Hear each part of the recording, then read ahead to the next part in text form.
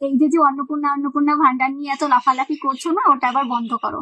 যারা নতুন আছো, যারা নতুন অ্যাপ্লিকেশন জমা দিয়েছো অন্নপূর্ণা ভান্ডারের জন্য, তারা এখন অন্নপূর্ণা ভান্ডার পাবে না। কোনোভাবেই পাওয়া সম্ভব না। যদিও পাও পরে, আবার বেশিরভাগ মানুষ পাবে না। এটা নিজের মনে গেঁথে নাও, যদি নতুন হয়ে থাকো তো মনে গেঁথে নাও যে আমি অন্নপূর্ণা ভান্ডার পাবো না।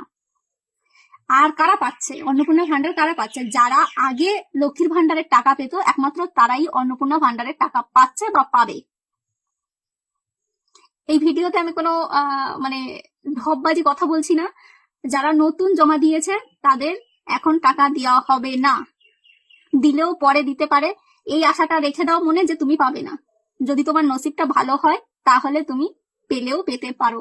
সরকার যদি তোমার উপর দরদ দেখায় তাহলে তুমি এই অন্নপূর্ণা ভান্ডারের টাকা পেতে পারো। শুধু তারাই টাকা পেয়েছে যারা আগে টাকা পেত। যারা লক্ষ্মীর ভান্ডারের টাকা পেত তারা এখন অন্নপূর্ণা ভান্ডারের টাকা পাচ্ছে। মাথায় ভালো করে ঢুকিয়ে নাও। অযথা মনে কষ্ট পেয়ে লাভ নেই। মনকে বুঝিয়ে নাও যে আমি নতুন জমা করেছি, হয়তো পেতেও পারি আবার নাও পেতে পারি। আমার বাড়ির আশেপাশে যতগুলো নতুন ফর্ম ফিল আপ করেছে অন্নপূর্ণা ভান্ডারে, তারা কিন্তু কেউ টাকা পায়নি। আবার যারা পুরনো লক্ষ্মীর ভান্ডার ছিল তারা আবার নতুন করে অ্যাপ্লিকেশন জমা করেছে, তারা শুধুমাত্র মেসেজটা পেয়েছে, টাকা এখনো পায়নি।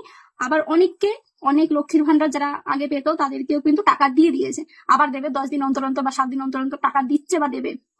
মানে আগে যারা লক্ষ্মীর ভান্ডার পেত, পরে যারা অ্যাপ্লিকেশন জমা দিয়েছে 3 তারিখের পরে, তাদের ফোনে মেসেজ এসছে কিন্তু টাকা আসেনি। আসবে হয়তো 2-3 দিন পরে, আসলেও আসতে পারে, আসবে শিওর, তাদের টাকা আসবেই। কিন্তু নতুন ক্যান্ডিডেটদের জন্য, মানে নতুন যারা অন্নপূর্ণা ভান্ডারে ফর্ম ফিল আপ করেছে, তাদের এখন টাকা আসবে না ভাই। আমি তো মানে বিশাল আনন্দে ছিলাম যে টাকা আসবে আমার বান্ধবীর, আমি একটু কিছু হলেও খেতে পারবো, মানে ফুচকা টুচকা।